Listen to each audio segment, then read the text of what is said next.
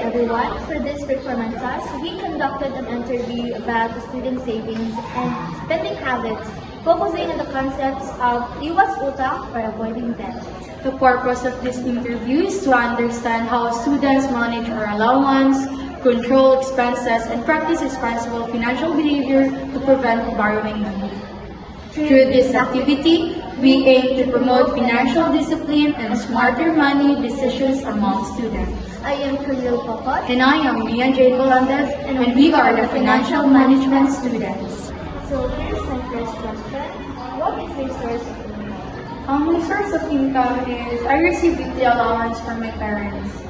So I have a question for you. Is your allowance enough for your weekly expenses? Yes, if I budget it properly. So, do you usually borrow money from friends? No, I avoid borrowing money unless it's really an emergency. Do you save part of your allowance? Yes, I save at least 100 to 200 every week. What do you do when your money is almost gone? I reduce unnecessary spending and avoiding buying my wants. Have you experienced that before?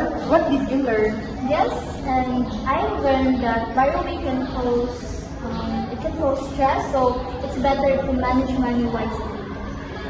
So, what is your personal rule to avoid debt? If I can't afford in cash, I don't buy it. So, what advice can you give to other students? My advice that I can give to the students is that budget your money and of course save regularly and don't spend just to impress or just for your wants. So needs over wants. So in our interview, we realized that avoiding debt is really about being disciplined with our money. Even if our allowance is not that big, we can still manage it well if we budget properly and avoid unnecessary spending. Saving even small amount helps a lot. At the end of the day, it's not about how much we have, but how we handle it.